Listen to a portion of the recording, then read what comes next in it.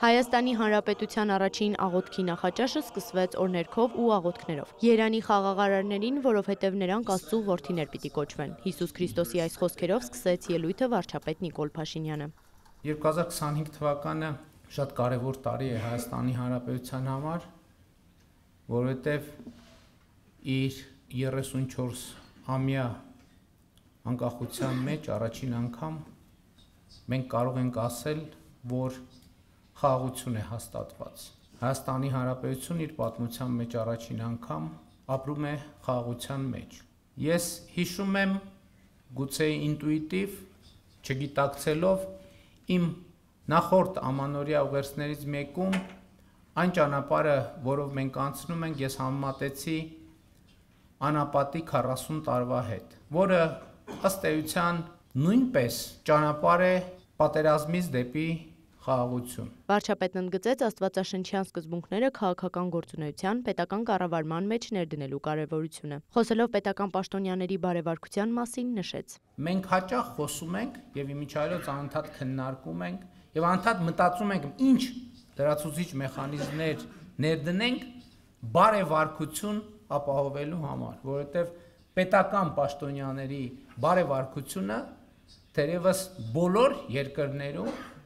մի երկրում ավել, մյուս երկրում պակաս, ամենակարևոր խնդիրներից է։ Եվ իհարկե բարեվարկությունը բարեփոխումների թեմա է, բարեվարկությունը կարգավորումների, փոխզսպումների եւ հակակշիռների թեմա է, բայց հնարավոր չէ բարեվարկություն առանց Աստծո ներկայության։ Հնարավոր չէ բարեվարկություն առանց Աստծո խոսքի։ Անդրադառնալով Միացյալ Նահանգների աղոթքի նախաճաշին, Նիկոլ Փաշինյանը նշեց, որ խաղաղության գործընթացը երկու աղոթքի նախաճաշների միջև տեղի ունեցած իրադարձություն է։ Ըստ վարչապետի սա թերևս ինչ-որ հոգևոր նշանակություն եւ իմաստ ունի։ Շատ հետաքրքիր էր, որ Միացյալ Նահանգների աղոթքի նախաճաշում հանդես եկան ելույթ ունեցա Միացյալ Նահանգների փոխնախագահ J.D. Vance-ը, որի հետ ես հենց այցի շրջանակներում հանդիպումներ ունեցա եւ շփումներ ունեցա, հետո ելույթ ունեցավ Միացյալ Նահանգների նախագահ Դոնալդ Թրամփը, որը հետագայում պիտի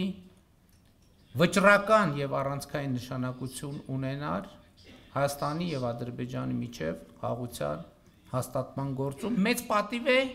առիթ ունենալ խոսելու աղոթքի երկու նախաճաշերի Հարանքում տեղի ունեցած այդ դարակազմիկ իրադարձության մասին եւ մտածել, որ միթե պատահականություն է, որ այդ գործում վճռական նշանակություն ունեցան այն մարդիկ, ովքեր մասնակցում էին աղոթքի փետրվարի նախաճաշին Աստծո լեզվով խոսելու համար,